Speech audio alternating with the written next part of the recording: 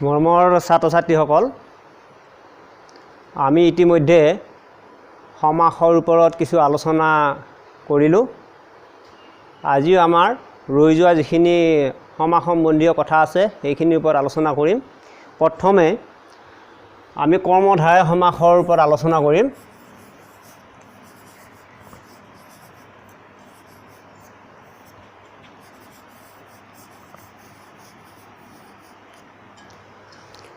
কৰ্মধাৰয় সমাস। কৰ্মধাৰয় সমাসৰ সংজ্ঞাটো মই লিখি দিছোঁ।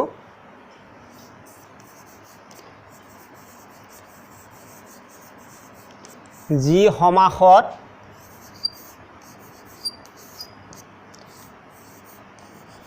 ব্যস্ত পদবোৰ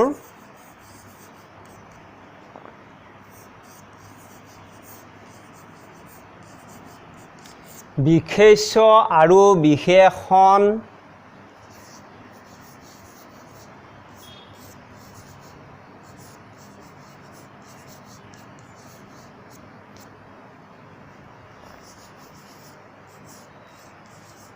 ৰূপে সম্বন্ধ যুক্ত হয়।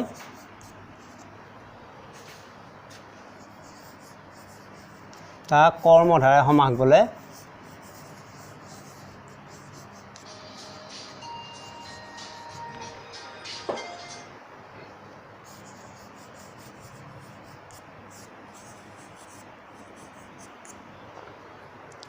কৰ্মধাৰয় সমাসৰ সংজ্ঞাটো এনেধৰণৰ: যি সমাসত ব্যস্ত পদবোৰ বিশেষ্য আৰু বিশেষণ ৰূপে সম্বন্ধযুক্ত হয় তাক কৰ্মধাৰয় সমাস বুলি কোৱা হয়।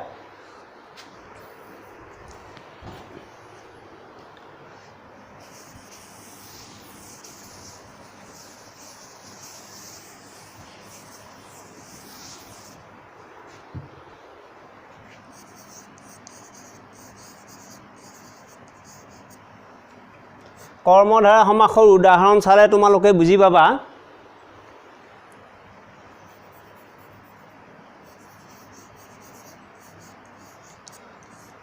মহান যি পুৰুষ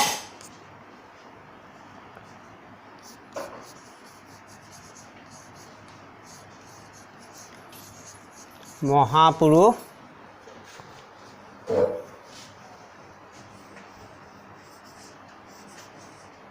শুক্ল যি পক্ষ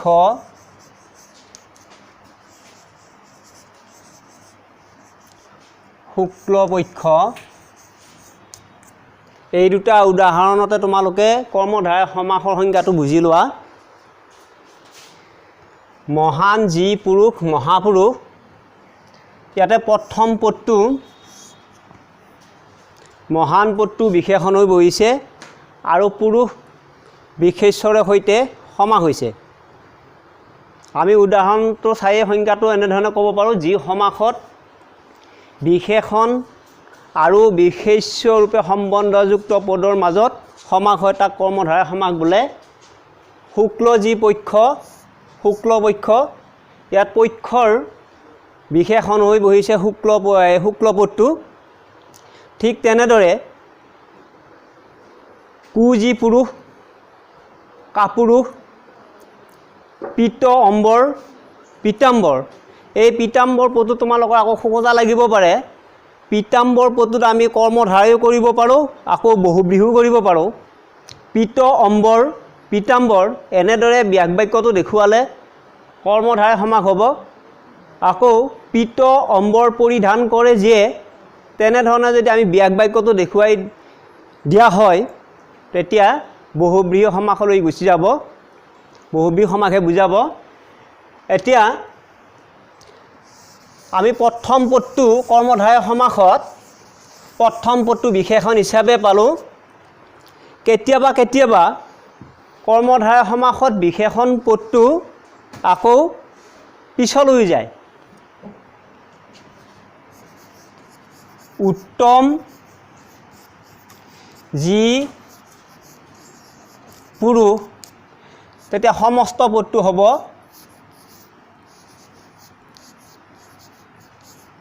পুৰুষোত্তম।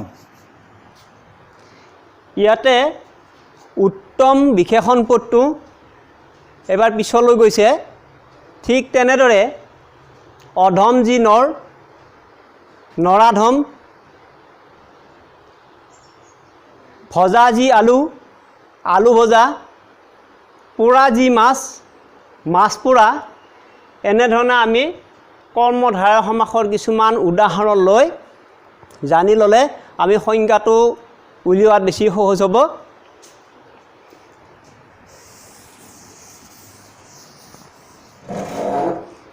এইখিনিতে আমি কৰ্মধাৰয় সমাসৰ বিষয়ে আৰু এটা কথা জানিম যে ৰিজনি বুজালে কোনো এটা বস্তুক আন এটা বস্তুৰে সৈতে ৰিজালে তেতিয়াও কৰ্মধাৰয় সমাস হয় যেতিয়া ৰিজনি পদটো মাজৰ পৰা লোভ হ'ব। মাজৰ পৰা লোভ হ'লে মধ্য পদলোপী আৰু অন্ত বা শেষৰ পৰা লোভ হ'লে অন্ত পদলোপী কৰ্মধাৰয় হ'ব।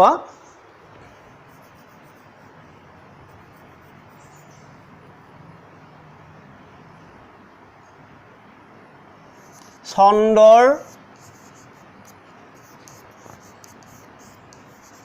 নিচিনা মুখ, সমস্ত পদটো হ'ব ছন্দমুখ। সমস্ত পদটো হ'ব ছন্দমুখ। ইয়াতে আমাৰ ৰিজনি পদটো মাজৰ পৰা লোভ হ'ল, গতিকে এইটোক আমি মধ্য পদলোপী কৰ্মধাৰয় বুলি ক'ম। তাৰপিছত আকৌ অন্তঃপদলোপী কৰ্মধাৰয় আমি এইটোকে আকৌ কৰিব পাৰোঁ। মুখ ছন্দৰ নিচিনা, তেতিয়া হ'ব মুখছন্দ। মুখছন্দ। এইবাৰ আমি ৰিজনি পদটো অন্তৰ পৰা বা শেষৰ পৰা লোভ কৰিলোঁ, গতিকে এইটো আমি অন্তঃপদলোপী কৰ্মধাৰয় বুলি ক'ম। এতিয়া তোমালোকে কৰ্মধাৰয় সমাসৰ ওপৰত সংজ্ঞাটো লৈ এনেধৰণৰ উদাহৰণবিলাক চাবা আৰু মধ্য পদলোপী আৰু অন্তঃপদলোপী কৰ্মধাৰয়ৰ বিষয়ে অলপ জানি থ'লে হ'ল। ইয়াৰ পিছত আমি আন এটা সমাসৰ বিষয়ে আগবাঢ়িছোঁ, তৎপুৰুষ সমাস।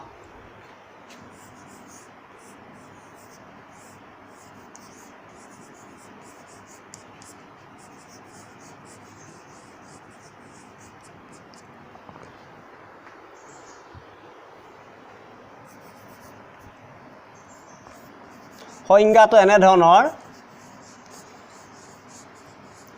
যি সমাসত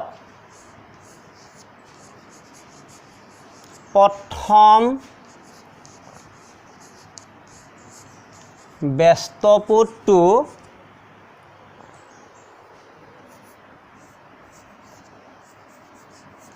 প্ৰথমা বিভক্তিৰ বাদে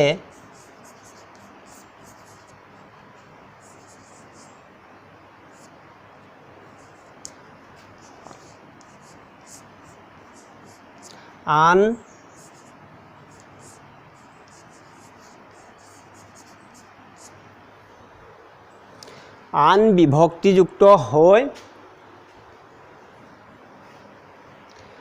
বিভক্তিযুক্ত হৈ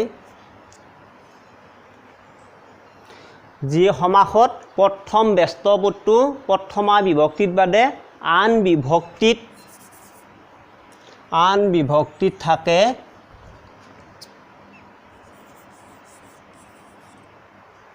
আৰু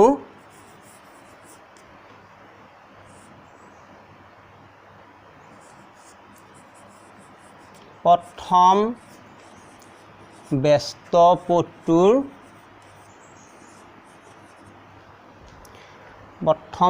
পদটোৰ বিভক্তি লোপ হয়।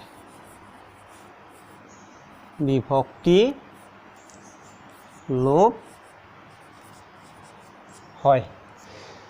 যি সমাসত প্ৰথম ব্যস্ত পদটো প্ৰথমা বিভক্তিৰ বাবে আন বিভক্তিত থাকে আৰু প্ৰথম ব্যস্ত পদটোৰে বিভক্তিটো লোপ হয়। তেনেধৰণৰ সমাস হ'লে তৎপুৰুষ সমাস হ'ব। এতিয়া বিভক্তি লোপ কৰি তৎপুৰুষ সমাস কৰিলে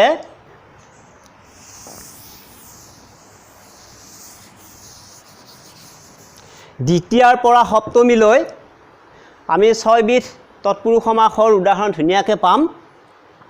দ্বিতীয়া তৎপুৰুষ, তৃতীয়া তৎপুৰুষ, চতুৰ্থী তৎপুৰুষ, পঞ্চমী তৎপুৰুষ, ষষ্ঠী তৎপুৰুষ আৰু সপ্তমী তৎপুৰুষ। এতিয়া কি ধৰণে হয় উদাহৰণৰ সৈতে তোমালোকে এতিয়া বুজি লোৱা।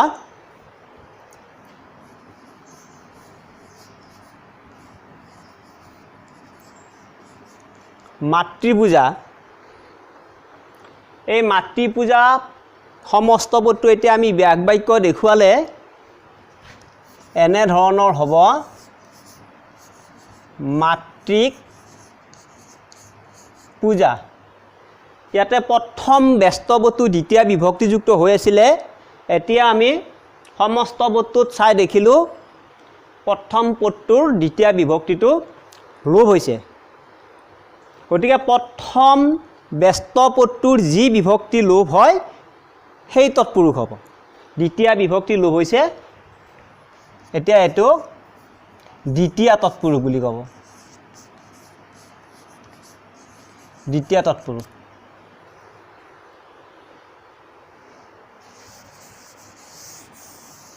ঠিক তেনেদৰে তৃতীয় তৎপুৰুষৰ উদাহৰণো এনেকুৱা হয় যে আমি হাতেৰে সজা প্ৰতিকৰে এটা এটা উদাহৰণ দি গৈছোঁ মই।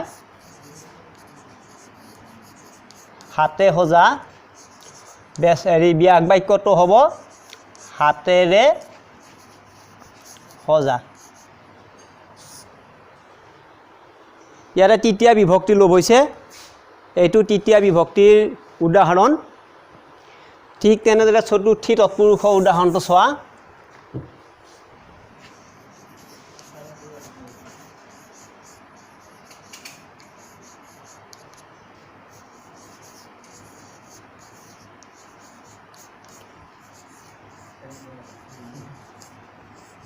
গুৰুলৈ দক্ষিণা।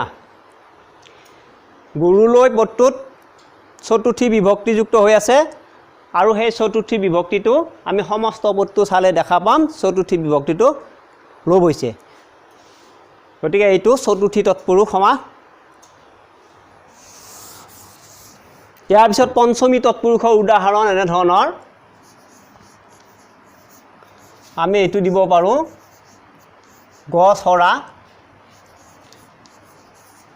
প্ৰথম ব্যস্ত পদটো আমি পঞ্চমী বিভক্তিযুক্ত কৰিলোঁ, গছৰ পৰা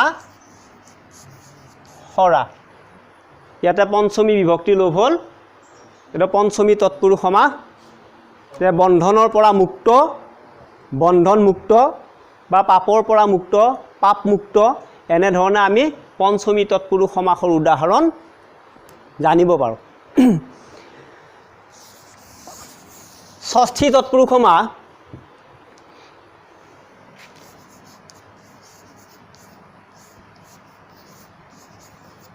ৰাজপুত্ৰ, প্ৰথম ব্যস্ত পদটো আমি ষষ্ঠী বিভক্তিযুক্ত কৰিলোঁ, ৰজাৰ পুত্ৰ, ৰাজপুত্ৰ, ষষ্ঠী তৎপুৰুষ সমাস। ঠিক তেনেদৰে আমি বাঁহতলটো দেখুৱাব পাৰোঁ, বাঁহৰ তল, বাঁহতল। এনেধৰণে তোমালোকে ব্যাকৰণত চালে বিশেষ উদাহৰণবিলাক চাই ল'ব পাৰিবা। সপ্তমী তৎপুৰুষৰো ঠিক তেনেদৰে আমি এটা উদাহৰণ দিলোঁ।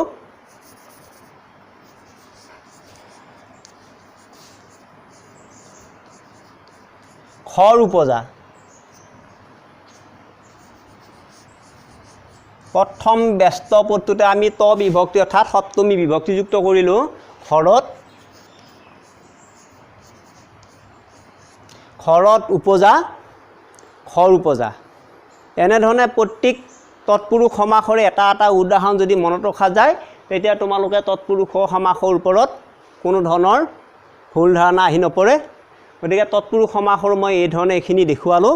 ইয়াৰ পিছত আমাৰ আৰু এটা সমাস থাকিব,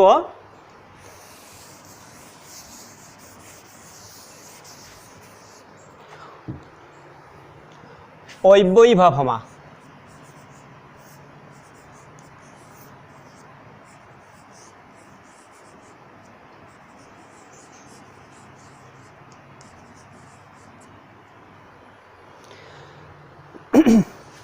অব্যয়ীভাৱ সমাস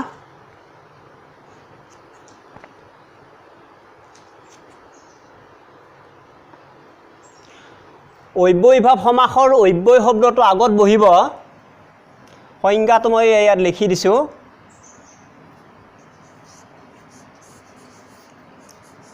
অব্যয় শব্দ আগত বহি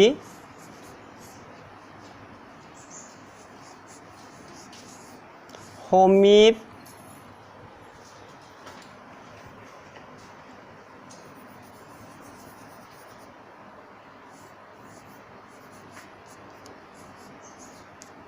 পৰ্যন্ত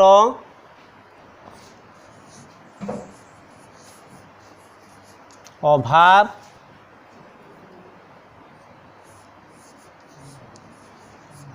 পুনঃ পুনঃ আদি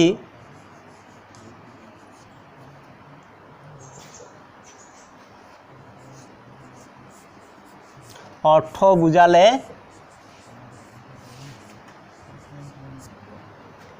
অব্যয়ীভাৱ সমাস হয়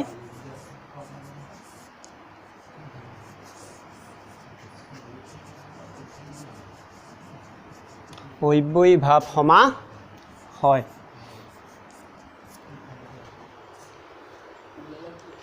অব্যয়ীভাৱ সমাসৰ আমি সংজ্ঞাটো এনেধৰণেও ক'ব পাৰোঁ যে আগত থকা অব্যয়ৰে সৈতে সমীপ অৰ্থ বুজালে পৰ্যন্ত অৰ্থ বুজালে বা এই পুনঃ পুনঃ অৰ্থ বুজালে এনেধৰণৰ বিভিন্ন অৰ্থত হয় মই কেইটামান ইয়াতে উল্লেখ কৰিছোঁ তেনেধৰণৰ অৰ্থ প্ৰকাশ কৰিলে সেই সমাসটো অব্যয়ীভাৱ সমাস হ'ব গতিকে উদাহৰণ এনেধৰণে দিব লাগিব যে সমীপ অৰ্থত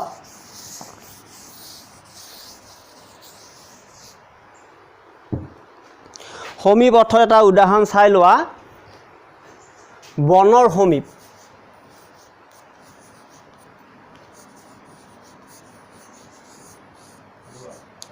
বনৰ সমীপ এতিয়া আমি সমস্ত পদটোত আমাৰ অব্যয় এটা আহিলে উপ অব্যয়টো সমস্ত পদটো হ'ব উপবন ঠিক তেনেদৰে কুলৰ সমীপ সমস্ত পদটো হ'ব উপকূল পথৰ সমীপ উপপথ এনেধৰণে উপ অব্যয়ৰে সৈতে সমাসটো হৈছে এইটো সমীপ অৰ্থত বুজালে